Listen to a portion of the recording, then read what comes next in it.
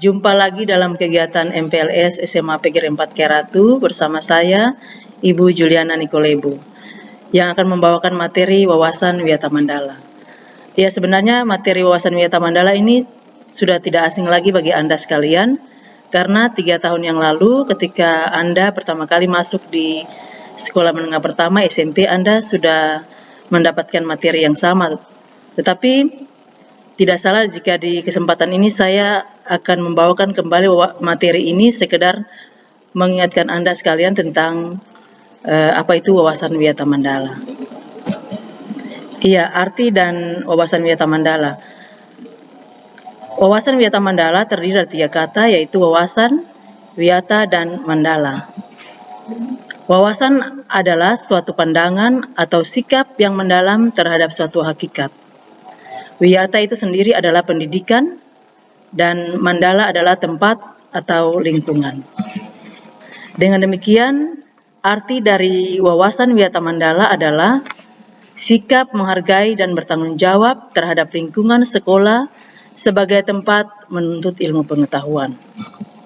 Ya, kita lihat unsur-unsur yang ada dalam wawasan Wiyata Mandala. Yang pertama itu bahwa sekolah merupakan lingkungan pendidikan, dan yang kedua, warga sekolah di dalam maupun di luar sekolah harus menjunjung tinggi martabat dan citra guru. Yang ketiga, antara guru dan orang tua siswa harus ada saling pengertian dan kerjasama yang erat untuk mengemban tugas pendidikan. Harus ada hubungan yang serasi. Yang keempat, kepala sekolah mempunyai wewenang dan tanggung jawab penuh atas penyelenggaraan pendidikan dalam lingkungan sekolah. Dan yang terakhir, sekolah harus bertumpu pada masyarakat sekitarnya dan mendukung antar warga. Ya, kita lihat bahwa sekolah merupakan tempat penyelenggaraan proses belajar mengajar, menanamkan dan mengembangkan berbagai nilai, ilmu pengetahuan, teknologi, dan keterampilan. Sekolah juga merupakan suatu lembaga pendidikan formal, tempat berlangsungnya proses belajar mengajar.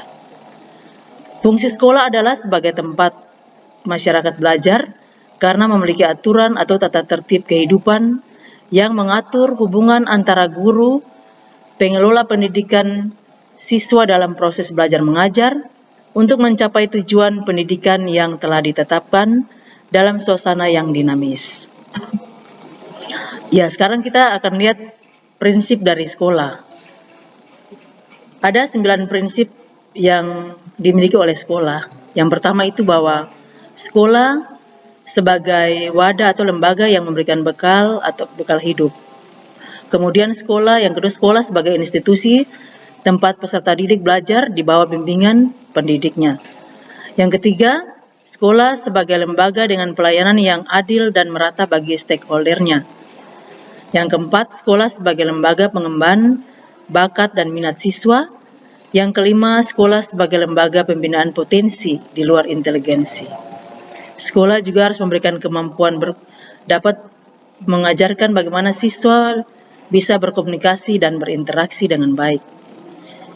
Yang berikut, sekolah sebagai wahana pengembangan sikap dan watak.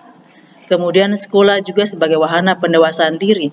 Dan yang terakhir itu sekolah sebagai bagian dari masyarakat belajar. Ciri sekolah sebagai masyarakat belajar.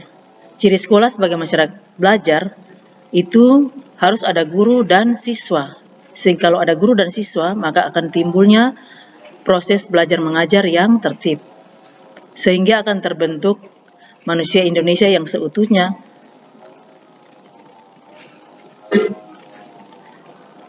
Demikianlah materi wawasan Wiyata Mandala yang di saat ini. Sekian dan terima kasih.